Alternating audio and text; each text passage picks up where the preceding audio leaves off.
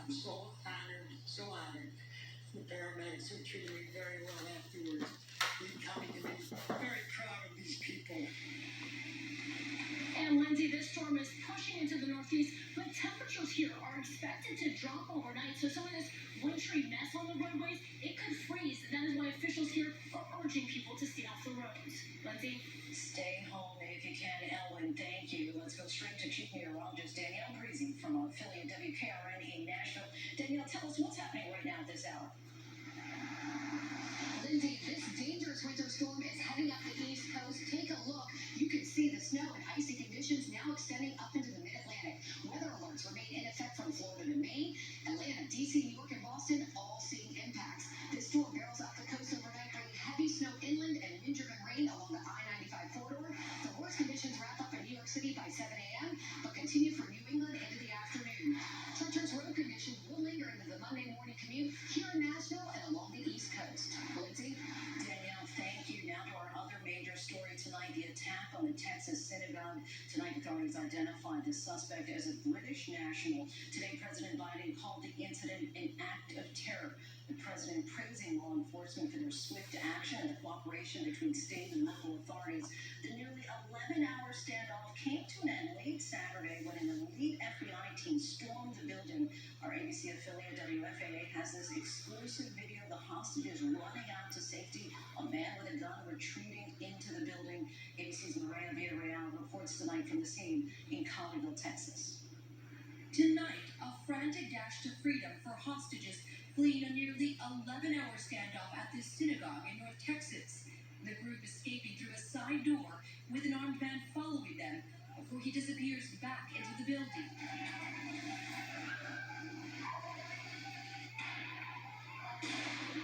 Flashbangs and gunshots caught on exclusive video from our ABC affiliate, WFAA. Moments later, agents rushing inside. The FBI using a special hostage negotiating team out of Quantico, Virginia, to speak with the suspect now identified as a British national, Malik Al-Fram. It's very likely this situation would have ended very badly early on in the day had we not had professional, consistent negotiation with the subject. The suspect interrupting Shabbat services at Congregation Beth Israel outside of Fort Worth around 10:20 local time Saturday, taking 4 people hostage, including the rabbi, claiming to have explosives in his backpack. Authorities say he demanded the release of convicted terrorist Afia Siddiqui, now serving an 86-year sentence for trying to kill U.S. personnel in Afghanistan. Members watching a live stream of the service on the synagogue's Facebook page, now taken down, listening in fear. He said he had a bomb. He said he had a gun. Across the country, law enforcement also stepping up security at Jewish houses of worship. Shortly after 5 p.m., one man set free, but the others remaining inside for over 4 more hours. All 4 hostages making it out alive and unharmed. Investigators saying the suspect died in a shooting incident. This was an act of terror. Today, President Biden condemning the standoff, saying this about how Al-Fram potentially obtained the weapons after arriving in the country from the UK in recent weeks. I don't have all the facts in order to the Attorney General, but allegedly the assertion was he got the weapons on the street. The Anti-Defamation League recording more than 8,000 incidents of extremism or anti-Semitism across the country in the last 2 years. Anti-Semitism has risen as physical attacks has risen over the last 3 to 4 years, that we need to prepare our communities. Just last August, the Secure Community Network conducting a security and safety training at Beth Israel Synagogue. Tonight, one of the hostages, Rabbi Charlie Citron Walker, crediting that training for saving their lives, saying in a statement, "In the last hour of our hostage crisis, the gunman became increasingly belligerent and threatening. Without the instruction we received, we would not have been prepared to act and flee." That training making all the difference, it appears. Maria joins us tonight. Maria, British authorities say that they are working with their U.S. counterparts as this investigation continues. But what else are we learning tonight about the suspect and his connection to Afia Siddiqui? Lizzie, right now, multiple sources are telling ABC News that initial indications are that he was actually shot and killed by that special hostage negotiation team that was brought in. But right now, forensic tests are pending. We also know the FBI believes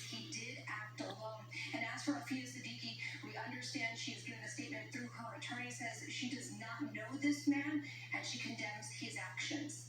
Lindsay, Maria, thank you. And we turn now to the pandemic and the battle against the Omicron surge, pushing hospitals and healthcare workers to the brink.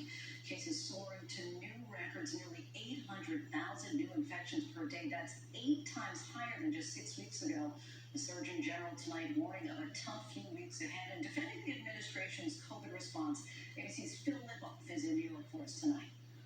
Tonight, the Biden administration on the defensive after several setbacks in the battle against COVID.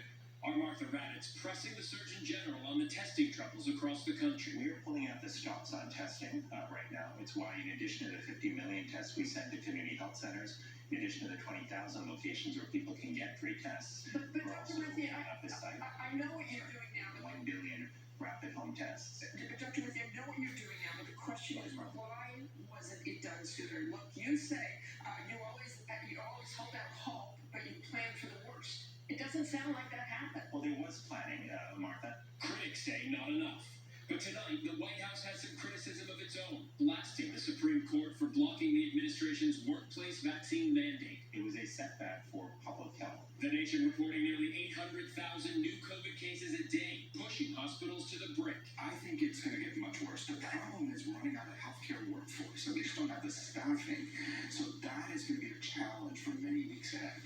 Millions infected, having to isolate away from work and out of school. In early Omicron hotspots, some encouraging signs tonight. A dramatic drop in daily cases from just last week. New York City down 17%, 25% in Washington, D.C., and cases also appear to be plateauing in Massachusetts, Vermont, and New Hampshire.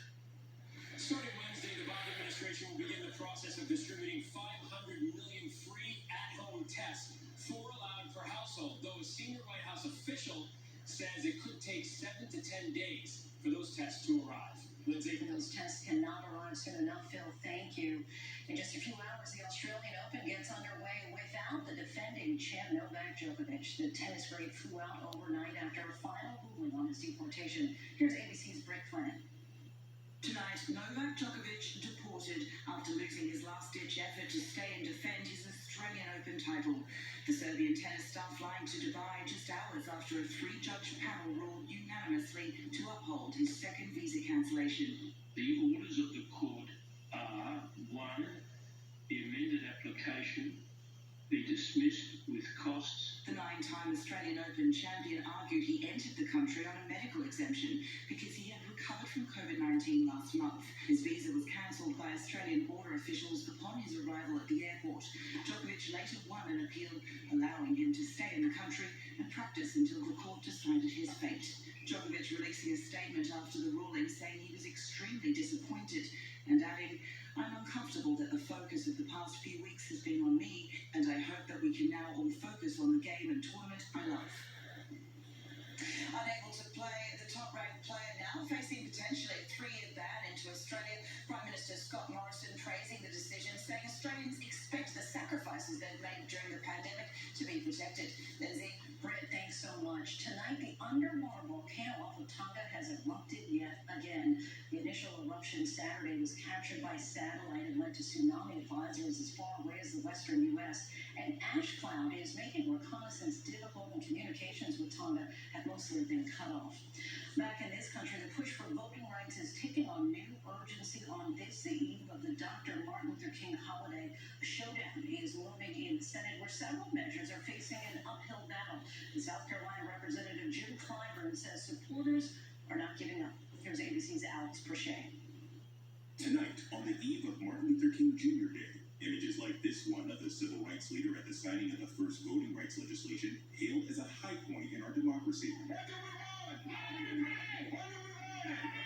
And now, renewed efforts to broaden access to voting hangs in the balance. A Senate debate scheduled for Tuesday, a vote all but certain to fail. But we are going to keep pressing this issue. Democrats don't have enough support for legislation, including the Freedom to Vote Act. The bill would expand voter registration, designate Election Day as a federal holiday, establish protections against gerrymandering, and restore voting rights to formerly incarcerated Americans. I hope we get this done.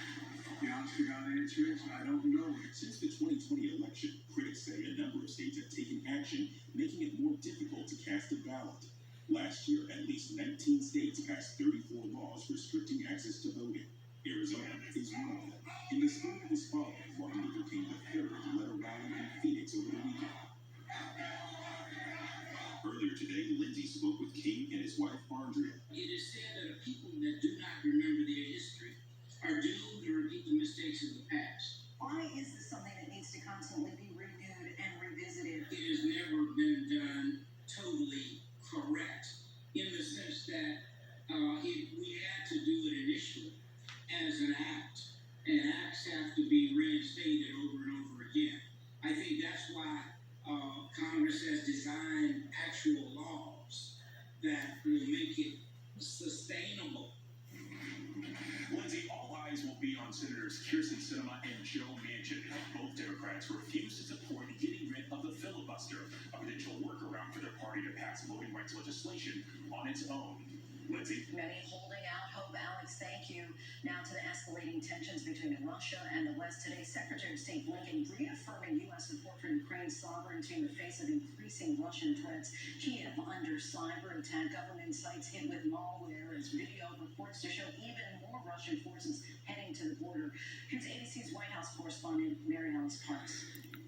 Tonight, newly released video showing Ukrainian troops training on their eastern border on high alert. U.S. officials warn the Russian military is in position to move quickly and potentially invade if Putin says the word. With more than 100,000 troops already amassing at the border, this unverified social media video examined by independent researchers seeming to show Russia moving even more troops and heavy equipment west. And the Biden administration believes Russian operatives are already inside Ukraine and could soon be planning to stage an incident, a so-called false flag operation that Putin would then use as a pretext for invasion. Adding to the escalating tension, cyber attacks on Ukrainian websites. Microsoft flagging destructive malware in systems belonging to several Ukrainian government agencies and organizations that work closely with the Ukrainian government. If it turns out that Russia is pummeling Ukraine with cyber attacks, and if that continues over the period ahead, we will work with our allies on the appropriate response. The White House says they will be ready with heavy-hitting sanctions, but in a recent interview, the Kremlin spokesperson seeming to brush that threat aside. We would like just to ask people in Washington, can you recall any example of a situation when sanctions helped you to solve a problem? Lindsay, the White House tells me that they are continuing to make overtures to the Russians to try to get them to keep negotiating, but it is noticeable that no new meetings have been announced. And in that interview, the Kremlin spokesperson had this ominous warning. He said he thought that Russia and the West were on totally different tracks and that was not good and disturbing. Lindsay? Mary Alice reporting in from the White House for us. Thanks so much, Mary Alice. And there's still much more ahead on World News Tonight this Sunday. The